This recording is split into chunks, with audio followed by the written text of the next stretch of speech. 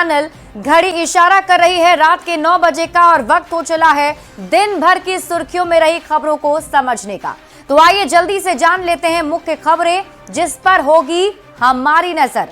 सबसे पहली खबर आपको बताएंगे, संसद के शीत सत्र का लेखा जोखा आपको समझाएंगे।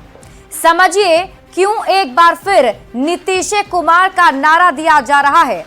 इसके साथ ही संभल के एएसआई सर्वे में क्या क्या अब तक मिला है, एक एक बात आपको बताएंगे।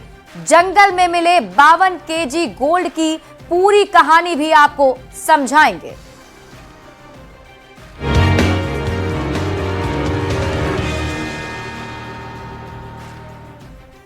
तो संसद का शीतकालीन सत्र शुक्रवार को स्थगित हो गया, लेकिन उसके पहले आखिरी दिन भी हंगामा देखने को मिला। अंबेडकर और संविधान पर शुरू हुआ हंगामा का दौर गुरुवार को धक्का मुक्की में बदल गया था। शुक्रवार को पूरे दिन संसद के अंदर और बाहर उसी की प्रतिक्रिया दिखती रही। ये रिपोर्ट देखिए, फिर खबर तो समझिए। 25 नवंबर से शुरू हुआ संसद का शीतकालीन सत्र अंबेडकर पर धक्का मुक्की वाली सियासत के साथ खत्म हो गया। गुरुवार को संसद के बाहर धक्का मुक्की की घटना के बाद शुक्रवार को भी सियासी पारा हाई रहा। राहुल गांधी दुर्भाग्य से संसद को और इस देश को अपने कांग्रेस पार्टी के जर खरीद गुलामों की तरह यह देश को समझ रहे हैं। पक्ष और विपक्ष के नेता एक दूसरे पर संविधान और लोकतंत्र की गला घोंटने का आरोप लगा रहे हैं। देश की राजनीति में राहुल गांधी से अराजक और झूठा अभी तक कोई एलओपी नहीं बना होगा। शुक्रवार को 2 प्रदर्शन हुए। एक तरफ इंडिया गठबंधन के सांसदों ने विजय चौक पर राहुल गांधी के खिलाफ एफआईआर करके प्रदर्शन किया। वहीं दूसरी तरफ एनडीए गठबंधन के सांसदों ने संसद भवन परिसर में गांधी प्रतिमा के आगे विरोध प्रदर्शन किया। पूरा देश देख रहा है, राहुल जी पे तमाम इन्होंने केस लगा रखे हैं, कभी नया एफआईआर निकालते हैं, झूठ बोलते हैं। अंबेडकर विवाद पर संसद परिसर में हुई धक्का मुक्की के बाद स्पीकर ओम बिरला ने संसद के सभी गेटों पर प्रदर्शन करने पर रोक लगा दी। संसद सत्र खत्म होने से पहले धरना प्रदर्शन और संसद की गरिमा को लेकर स्पीकर ने गहरी चिंता जताई है। मैं आप सभी से पुनः आग्रह करता हूं कि संसद की गरिमा मर्यादा बनाए सबकी सामूहिक जिम्मेदारी है। संविधान पर चर्चा के दौरान लोकसभा में 16 घंटे जबकि राज्यसभा में 17 घंटे बहस हुई। चर्चा के लिए लोकसभा में शनिवार की छुट्टी के दिन भी काम हुआ। 20 दिनों की कार्यवाही में से लोकसभा में 12 दिन प्रश्नकाल 10 मिनट से ज्यादा तक नहीं चल सका। सवाल है कि क्या लोकतंत्र के लिए ये ठीक बात है। Bureau report, news 18। तो संसद के शीतकालीन सत्र की कार्यवाही अनिश्चितकाल के लिए स्थगित कर दी गई, लेकिन उसके पहले जितने दिन कार्यवाही चली या जितना दिन शीतकालीन सत्र रहा उसका लेखा जोखा जानना भी जरूरी है। तो आइए अब इसको समझते हैं। शीतकालीन सत्र की शुरुआत 25 नवंबर को हुई। संसद के शीत सत्र का लेखा जोखा की अगर हम बात करें तो संसद की कार्यवाही 25 नवंबर को शुरू हुई थी। पूरे सत्र में कुल 20 बैठकें हुई और दोनों ही सदन में करीब 105 घंटे कार्यवाही चली है। प्रोडक्टिविटी की बात करें, यानी कि क्या कुछ खास हुआ, तो शीतकालीन सत्र के दौरान लोकसभा की प्रोडक्टिविटी 57.87% रही। वहीं राज्यसभा में प्रोडक्टिविटी 41% रही। मतलब ये कि संसद की कार्यवाही का समय हंगामे की भेंट चढ़ गया। स्थिति का अंदाजा आप इसी बात से लगा सकते हैं कि सदन में कुल 4 बिल पेश किए गए, लेकिन कोई भी बिल पारित नहीं हो सका। शीत सत्र का सबसे चर्चित बिल जो रहा वो है एक देश एक चुनाव। बिल को समीक्षा के लिए जेपीसी के पास भेजा गया है। जब इस बिल को लाया गया तो पक्ष और विपक्ष में वोट हुए और फिर इसे जेपीसी के पास भेजा गया। अगले सत्र के अंतिम हफ्ते के पहले दिन रिपोर्ट देनी होगी। कमेटी में लोकसभा से 27 और राज्यसभा से 12 सांसद इसमें शामिल हैं जो इस पर चर्चा करेगी। समझने वाली बात यह है कि हंगामा नहीं होता तो संसद की कार्यवाही ज्यादा चलती, हंगामा नहीं होता तो विकास के मुद्दे पर बहस होती। हंगामे की वजह से विकास के मुद्दे पर बहस नहीं हो सकी और हंगामे की वजह से जनता का पैसा बर्बाद हो गया, क्योंकि सबसे बड़ी पंचायत में जनता के मुद्दे उठाए जाते हैं, लेकिन इस बार ये शीतकालीन सत्र हंगामे की भेंट चढ़ गया। बढ़ते हैं आगे और बात अगली खबर की। पटना में हुई एनडीए की बैठक के बाद एनडीए नेताओं ने एक बार फिर साफ कर दिया है कि नीतीश कुमार के नेतृत्व में ही 2025 का चुनाव लड़ा जाएगा और नीतीश कुमार ही मुख्यमंत्री होंगे। सबसे पहले आप रिपोर्ट देखिए, फिर खबर तो समझिए। नीतीश के नेतृत्व में एनडीए लड़ेगा चुनाव। 2025 में नीतीश ही होंगे मुख्यमंत्री। 2025 के विधानसभा चुनाव के लिए एनडीए पूरी तरह से तैयार है। 2025 की तैयारी को लेकर लगातार बैठकें हो रही हैं। शुक्रवार को एक बार फिर जेडीयू के प्रदेश अध्यक्ष उमेश कुशवाहा के आवास पर एनडीए के घटक दलों के प्रदेश अध्यक्षों की बैठक हुई। बैठक के बाद बीजेपी के प्रदेश अध्यक्ष दिलीप जायसवाल ने एक बार फिर ये साफ कर दिया कि नीतीश कुमार के नेतृत्व में ही 2025 का चुनाव लड़ा जाएगा और नीतीश कुमार ही मुख्यमंत्री होंगे। अमित शाह जी ने कोई चुप्पी नहीं साधा। उन्होंने कहा कि भारतीय जनता पार्टी में कि इस तरह के रणनीति का फैसला जो है पार्लियामेंट्री बोर्ड लेती है। साथ ही उन्होंने स्पष्ट किया है कि नीतीश कुमार जी के नेतृत्व में बिहार आगे बढ़ेगा और हम चुनाव लड़ेंगे। एनडीए नेताओं ने कहा कि 2025 में 225 सीट जीतने के लिए एनडीए के सभी घटक दल पूरी मजबूती से एकता के साथ चुनाव लड़ेंगे। बृहत रूप से कार्यक्रम को तय किया हम लोग ने कि साझा कार्यक्रम किस रूप में चलाया जाए, इसी पर हम लोग ने चर्चा किया है। वहीं आरजेडी के नेता तंज कसते हुए पूछ रहे हैं कि आखिर बार बार ये बताने की नौबत क्यों आ रही है कि नीतीश ही नेता होंगे। केंद्रीय गृह मंत्री आदरणीय अमित शाह जी ही चुप हो गए नीतीश जी के नेतृत्व पर, तो सबको शंका है, शक है कि खेला बीजेपी करेगी नीतीश जी के साथ। दरअसल कुछ दिनों पहले केंद्रीय गृह मंत्री अमित शाह ने इंटरव्यू दिया था। शाह से जब सवाल पूछा गया कि क्या 2025 में नीतीश कुमार के नेतृत्व में चुनाव लड़ेगा एनडीए, इसके जवाब में अमित शाह ने कहा कि हम एक साथ बैठेंगे और इस मुद्दे पर निर्णय लेंगे। एक बार जब हम निर्णय ले लेंगे तो हम आपको बताएंगे। अमित शाह के इस जवाब के बाद से राजनीतिक हलकों में कयासबाजी तेज हो गई कि महाराष्ट्र की तरह बिहार में भी बीजेपी अपना सीएम बनाएगी। न्यूज 18 के लिए पटना से धर्मेंद्र कुमार और संजय कुमार के साथ ब्यूरो रिपोर्ट।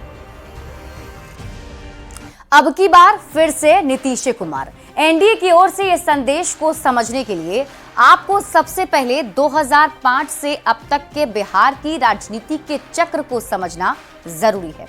तो आइए समझते हैं कि अब तक नीतीश कुमार जिस गठबंधन के साथ रहे उसका क्या हुआ है।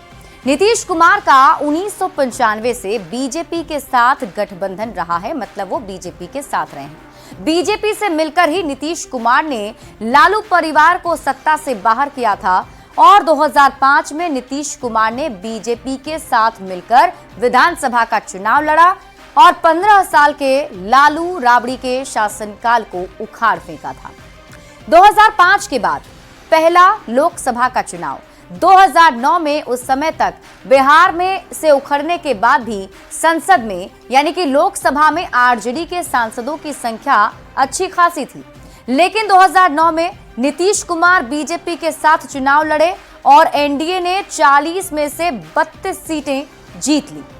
2010 में भी नीतीश कुमार बीजेपी के साथ मिलकर ही चुनाव लड़े और ये इस गठबंधन का चरम काल था।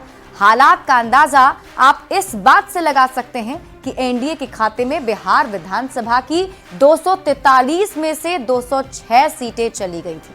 अकेले नीतीश कुमार की पार्टी जेडीयू पूर्ण बहुमत से महज 7 सीट पीछे थी। आरजेडी महज 22 विधायकों वाली पार्टी बनकर रह गई। लेकिन 2013 में नीतीश कुमार का बीजेपी से साथ छूट गया और 2015 में नीतीश कुमार ने आरजेडी के साथ यानी लालू प्रसाद के साथ मिलकर महागठबंधन बनाकर बिहार विधानसभा का चुनाव लड़ा।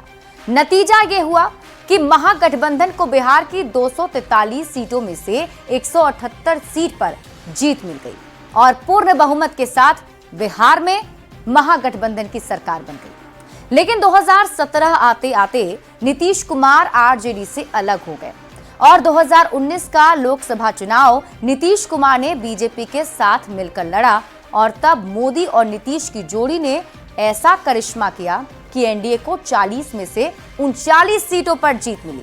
महागठबंधन में कांग्रेस को महज एक सीट पर संतोष करना पड़ा था, जबकि आरजेडी का चुनाव में खाता भी नहीं खुला। 2020 में भी नीतीश कुमार की पार्टी जेडीयू और बीजेपी साथ साथ चुनाव लड़ी। एनडीए को 125 सीट पर जीत मिली और बिहार में एनडीए की बहुमत वाली सरकार बन गई। 2024 का चुनाव भी नीतीश कुमार ने बीजेपी के साथ एनडीए के बैनर तले ही लड़ा और एनडीए को 40 में से 30 सीटें मिली, जिनकी मोदी की तीसरी सरकार बनाने में अहम भूमिका रही।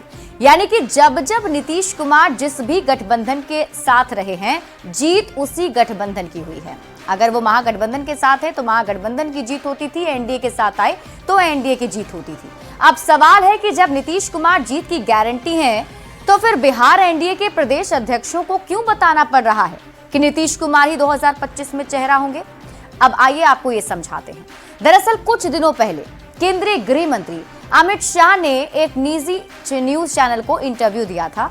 अमित शाह से जब सवाल हुआ कि क्या 2025 में नीतीश कुमार के नेतृत्व में चुनाव एनडीए लड़ेगा, इस सवाल के जवाब में अमित शाह ने कहा कि हम एक साथ बैठेंगे और इस मुद्दे पर फैसला लेंगे और एक बार जब हम फैसला ले लेंगे तब हम आपको बता देंगे। अमित शाह के इस जवाब पर विपक्ष ने सवाल उठा दिया। विपक्ष की ओर से कहा जाने लगा कि नीतीश कुमार को बीजेपी सीएम नहीं बनाएगी, महाराष्ट्र की तरह ही बिहार में भी बीजेपी अपना सीएम बनाएगी। कंफ्यूजन दूर करने के लिए ही एनडीए नेताओं ने स्थिति साफ कर दी है और एक बार फिर से ये बता दिया है कि बिहार में चुनाव नीतीश कुमार के नेतृत्व में ही लड़ा जाएगा। बढ़ते आगे और बात अगली खबरें करेंगे। अगर आपको ये बात समझनी हो कि मुख्यमंत्री योगी आदित्यनाथ ने हिंदुत्व की सबसे हार्ड लाइन पकड़ ली है, तो ये बात आप हिंदुत्व की पिच पर फ्रंट फुट पर खेल रहे योगी और उनसे जुड़ी खबरों की बात से समझ सकते हैं। आपको कहता हूं कि अगर विश्व मानवता को बचाना है तो उसका एक ही मार्ग है, वह है सनातन धर्म का सम्मान करो। सनातन धर्म सुरक्षित है तो दुनिया में सब कोई सुरक्षित है। आज ही योगी आदित्यनाथ ने सनातन धर्म पर ऐसा बयान दिया है जिससे देश में कई लोगों को बुखार आ सकता है। ये बातें योगी आदित्यनाथ ने ऐसे मौके पर कही हैं जब संभल में मिले मंदिरों और कुओं का एएसआई ने गुप्त सर्वे किया है। एएसआई की टीम ने संभल में 5 तीर्थ 19 कुओं का सर्वे किया है। दूसरी ओर संभल हिंसा के आरोपी समाजवादी पार्टी सांसद जियाउर रहमान बर्क के खिलाफ योगी सरकार की ऐसी बुलडोजर कार्रवाई हो रही है कि उन्हें अमित शाह से मिलने का वक्त मांगना पड़ा है।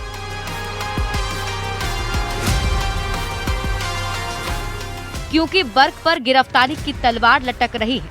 पहले बिजली चोरी को लेकर एक्शन और अब अवैध अतिक्रमण के मामले में संभल के सांसद जियाउर रहमान के खिलाफ बड़ा एक्शन हुआ है।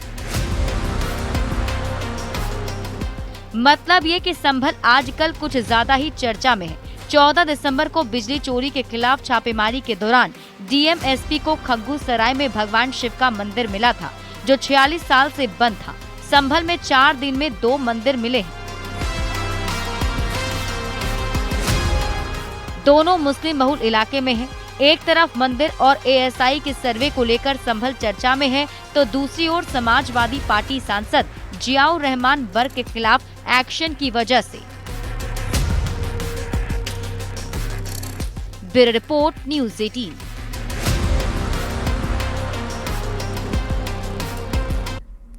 और अब आप संभल में सर्वे होने की पूरी कहानी को समझिए। संभल में अतिक्रमण रोधी अभियान चला, बिजली चोरी के खिलाफ सरकारी मुहिम चलाई गई और इसी के तहत हर रोज कार्रवाई होती रही। अभियान के दौरान कार्तिकेय महादेव मंदिर के बारे में जानकारी मिली थी और इसके बाद वहां श्रद्धालुओं का तांता लग गया। दावा किया गया कि साल 1978 में संभल के दंगे के बाद वहां से लोगों का पलायन हुआ था। मतलब ये कि वहां मंदिर था और जब उस वक्त दंगा हुआ तो वहां से लोग पलायन कर गए और मंदिर बंद हो गया।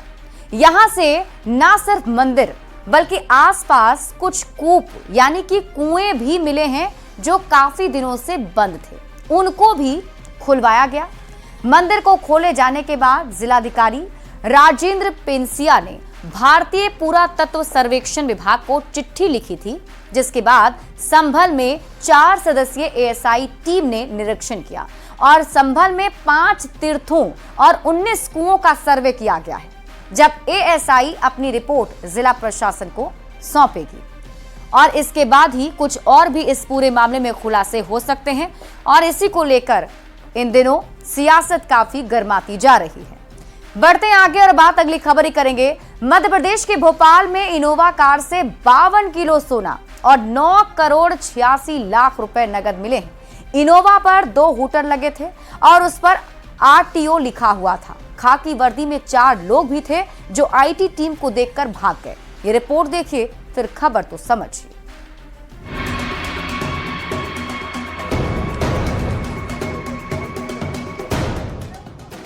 जंगल में गाड़ी में 52 किलो सोना, करोड़ों कैश। जी देख लीजिए, आंखें फटी की फटी रह जाएंगी। तस्वीरें मध्य प्रदेश की राजधानी भोपाल की है। भोपाल के मिंडोरी के जंगल में आयकर विभाग ने 52 किलो सोना बरामद किया है।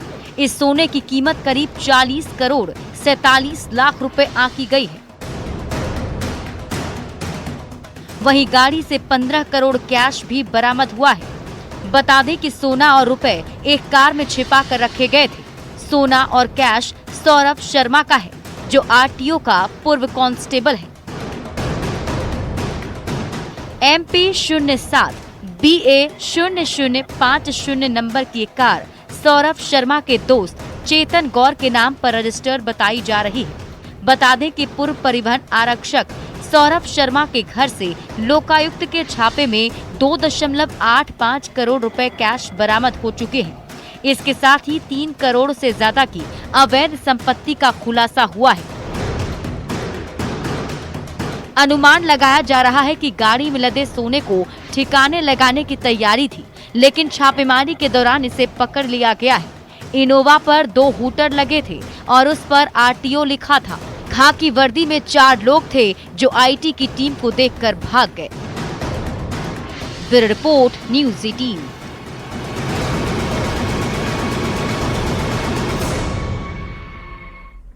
और अब आप 52 किलो गोल्ड के मायने को समझिए। 10 ग्राम सोने की कीमत 75,550 रुपए है और ऐसे में 100 ग्राम सोने की कीमत 7,55,500 रुपए हो जाती है। 1 किलो सोना की कीमत अगर हम निकालें तो 75,55,000 रुपए है और ऐसे में 52 किलो सोने की कीमत अगर आप जोड़ेंगे तो 39 करोड़ 28 लाख और 60,000 रुपए होती है। बताया जा रहा है कि यहां से पैसे भी मिले हैं और आपको बता दें कि यहां पर कुछ जो कैश बरामद किए गए हैं, अब उसकी भी जांच पड़ताल जारी है और सबसे बड़ा सवाल यही है कि आखिर इतना सोना और इतना कैश पहुंचा कैसे। और फिलहाल इस बुलेटिन में अभी के लिए बस इतना ही। आप देखते रहिए न्यूज़ 18 बिहार झारखंड।